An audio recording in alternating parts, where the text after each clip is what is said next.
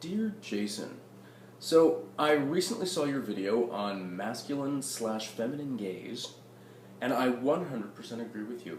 I'm sure I was absolutely right, but I cannot remember what the fuck I said, so I'm probably going to have to go back and watch it. But I'm sure that it was...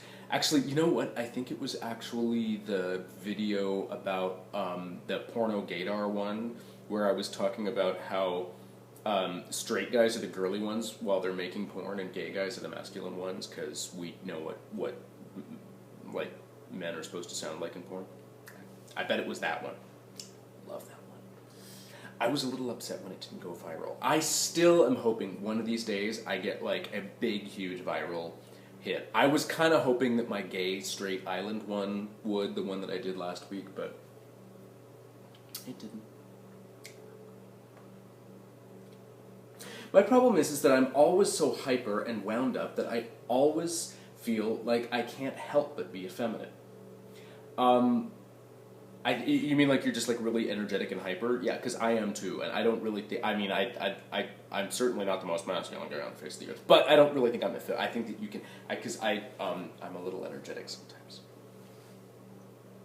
Could you maybe give me some tips on A, how to calm myself down and keep self-control, and B, how to train my voice to be lower? I hate my voice so much that I actually thought of taking testosterone just to lower it. I don't know if that would work. And really, testosterone? No, you don't. No. Okay, first of all, as far as the being like really hyper and yeah, if you ever find out how to keep yourself from being so hyper and jumping around all the time and maybe kind of losing your self-control just a little bit, let me know. And as far as the voice thing goes, okay, so I can actually, I can help you with that, but we're gonna have to take a field trip. Let me go get my bike and my helmet. Let's go. Gentlemen, welcome to Hollywood.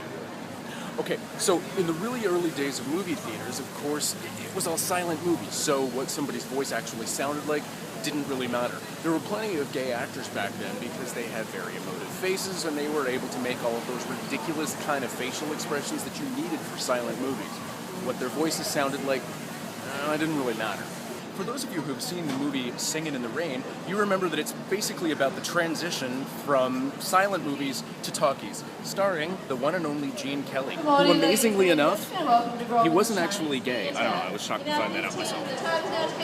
There's a bit of a subplot in that movie about a guy who's trying to make a transition from, silent movies to talkies. The problem is that when everybody hears him talk, they realize that he's got this kind of goofy voice. He storms out of the theater. Now, in the movie, of course, they don't really say that he sounded gay, but the problem was that actually happened a lot. With a lot of those actors, they had that kind of gay voice.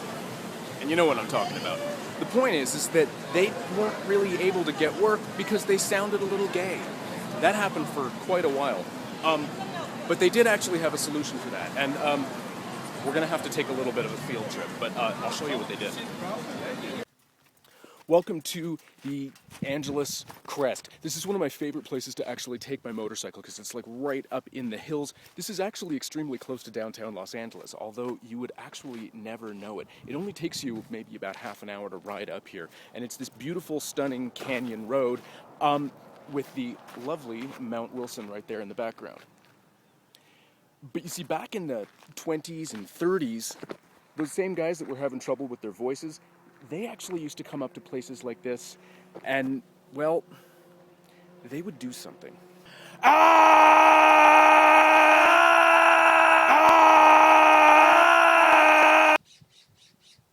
Yeah, I know. It sounds kind of weird.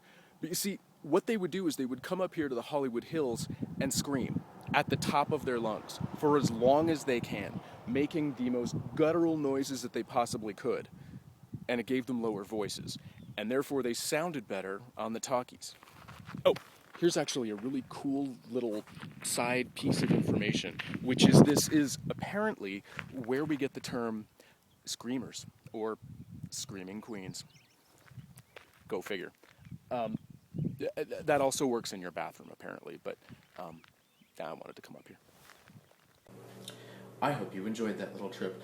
The end of the story basically is that there are ways for you to train your voice down a little bit, going up into the hills, obviously, and shrieking your guts out, kind of trying to push it down. I personally have a really low voice, and I think a lot of that comes from the fact that being really short, I tend to have to kind of speak really loud, or people don't really realize that I'm there, because it's really easy to just kind of look over my head.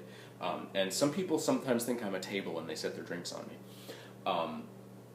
I'm kidding. Usually, I was out at the Midnight Sun last night and somebody called me R2D2. Don't worry, I reached right up and I punched him in the balls.